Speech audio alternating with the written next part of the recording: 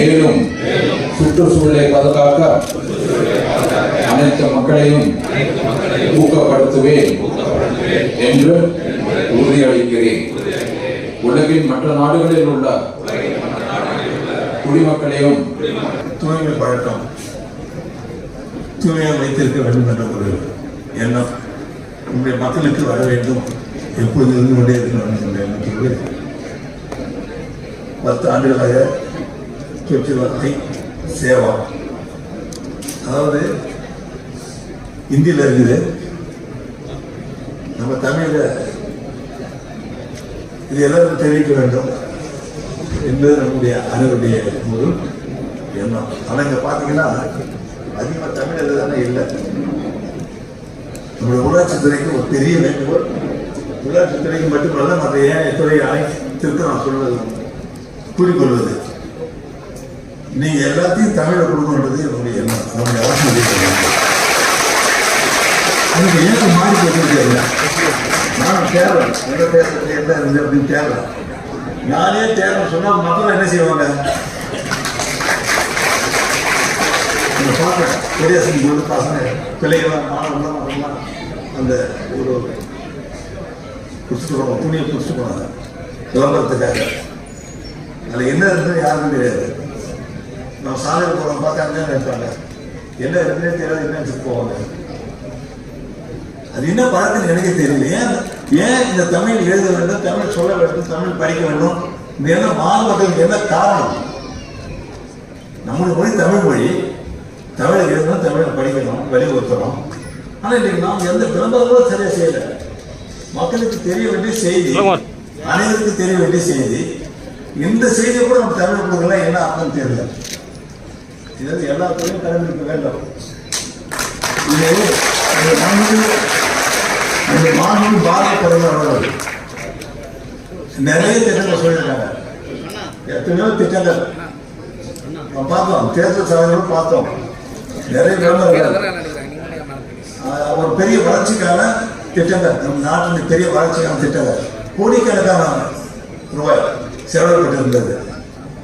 ஆனால் அந்த விளம்பரம் வரும்பொழுது அது சரியா மக்களுக்கு புரிந்துதா அவ்வளோ ஒரு கேள்விக்குறியாகவே இருந்தது.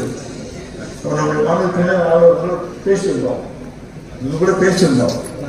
இந்த விளம்பரம் சரி மக்களுக்கு தெரியாத நிலையில் கூட நம்ம புரிந்து கொள்ளக்கூடிய நிலையில் என்னன்னு தெரியாத வாய்ப்பு இருக்கும் நிலையில் இல்லை. நம்ம தமிழில் சொல்லணும், எல்லாருக்கும் தெரிவிக்கணும் அப்படின்னு பேசிட்டு இருந்தோம். அப்போ நம்முடைய மாணவர் பாரம்பரிய வந்து துறை பேசும்போது இந்த மாதிரி தமிழில் கொடுத்தா நல்லா இருக்கும், தமிழை கொடுத்தா நல்லா இருக்கும் அப்படின்னு சொல்லியிருக்காரு. ஏன் அதை கூட செய்யலை, ஏன் செய்யலை, செய்திருக்கிறேன் அப்படின்னு கேட்டிருக்காங்க. அப்படின்னு சொல்லியிருந்தாரு என்னுடைய துணை நிலை ஆளுநர். ஏன்னா நம்ம செய்தது தெரிவிக்கின்ற செய்தி புரிந்து கொள்வது மக்களுக்கு தெரியவில்லை. அது நம்ம மொழியில இருந்தால் எல்லாம் படிப்பாங்க, அவங்களுக்கு தெரிய முடியாது, தெரிய வாய்ப்பு இருக்கும். அதனால நீங்க எல்லாம் முதல்ல தமிழ் இந்த மாதிரி செய்திகள் பொதுமக்களுக்கு செல்லுகின்ற ஒரு செய்தி, தெரிவிக்க வேண்டிய ஒரு செய்தி.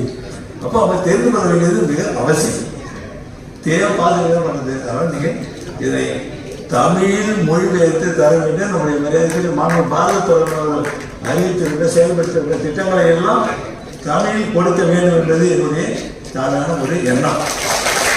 தெரியும்,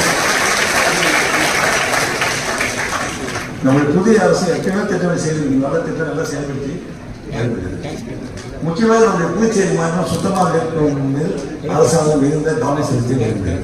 நம்ம அடிக்கடி சொல்லுவோம், சின்ன மாநிலம், அழகான மாநிலம், அழகான ஒரு மாநிலம், தூய்மையான சுத்தமாக இருக்க வேண்டிய அவசியம். சுற்றுலா பயணிகளை ஈர்க்கின்ற ஒரு மாநிலமாக நம்முடைய மாநிலம் திகழ்ந்து கொண்டு இருக்கின்றது.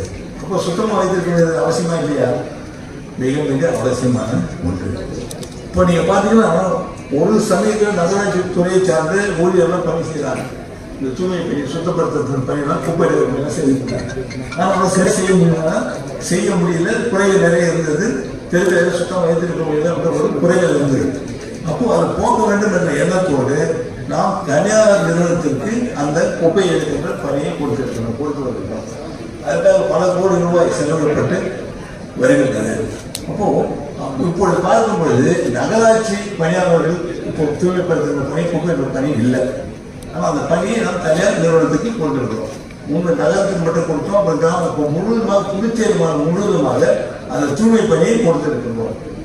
அந்த தூய்மை பணியை செயல்படுத்தும் பொழுது அந்த நிறுவனம் சரியாக பணியாற்றுகின்றதா, எல்லா குப்பைகளும் எடுக்கின்றதா, எல்லா தெருக்களை சுத்தமாக வைத்திருக்கின்றதா, அதிகமான ஆட்களை வைத்து அந்த நிறுவனம் சரியாக பணியாற்றி இருக்கின்றதா, இரவு பகலாக பணியாற்றி கொண்டிருக்கின்றதா, ஊழியர்களாம்.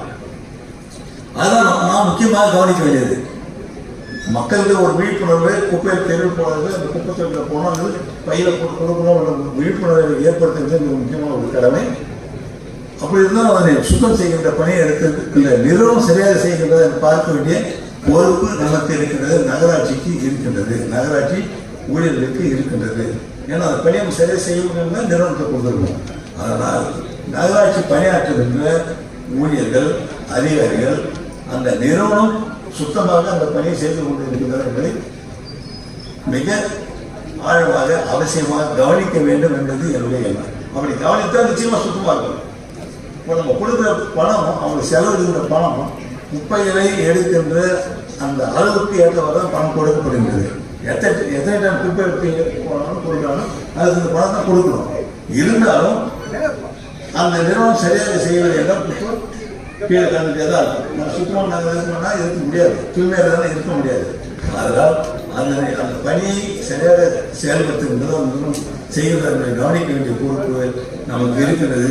அதை நம்முடைய நகராட்சி துறையானது, நகராட்சியானது, ஆணையர்கள் மற்றும் ஊழியர்கள் அதை சரியாக கவனிக்க வேண்டும் என்பதுதான் என்னுடைய மிக முக்கியமான ஒரு எண்ணமாகும். அப்படி இருந்தால் நிச்சயமாக சுத்தமாக எப்பொழுதும் இருக்கும் எந்த ஐயம் வந்து.